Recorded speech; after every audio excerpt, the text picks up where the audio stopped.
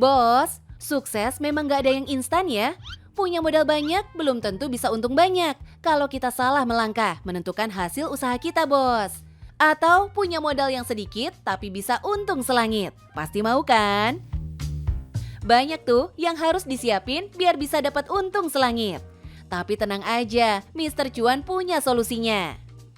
Bang, mau nanya dong. Boleh, Neng. Kira-kira kalau jualan kayak gini nih, Ya? rame nggak sih? Alhamdulillah rame ya, Neng. Oh ya. Gitu. Nah, kalau untuk penghasilannya itu sehari itu bisa berapa tuh, Bang? Wah, lumayan, Neng. Oh iya. Saya aja di rumah, di kampung bisa punya rumah, Neng.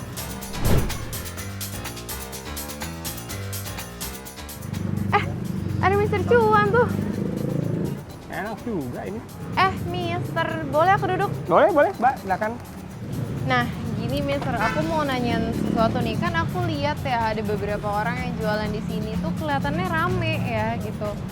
Nah, aku mau tanya sih apa gitu peluang usaha yang sangat menjanjikan dan cepet gitu balik modalnya? Nah, ini salah satunya makanan, Apa tuh? kuliner. Kuliner. Iya, kelihatan tuh pada rame kan di mana-mana. Iya. Ya, sebenarnya ada 3 sih kalau andaikan bisnis yang terkait sama 3 hal itu insya Allah akan bagus. Yang pertama memang terkait sama perut, yang kedua terkait sama perasaan nih hati, yang ketiga terkait sama otak tuh. Leher ke atas katanya investasi leher ke atas. Oh, yang pertama itu perut ya. Nah, Perut itu kuliner, karena makanan itu orang pasti selalu butuh. Mau dalam kondisi COVID, banyak virus, kondisi apapun tetap orang butuh makanan.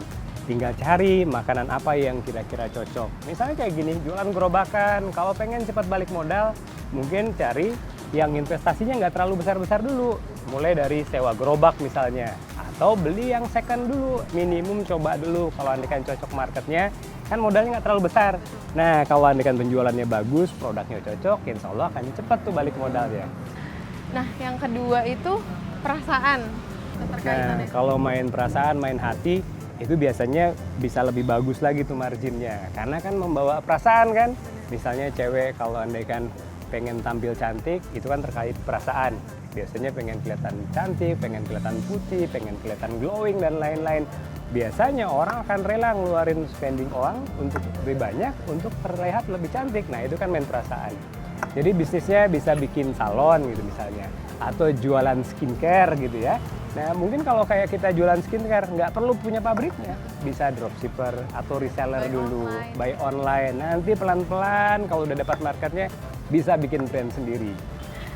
Nah, yang terakhir itu otak ya. Nah, itu bagaimana tuh Mister?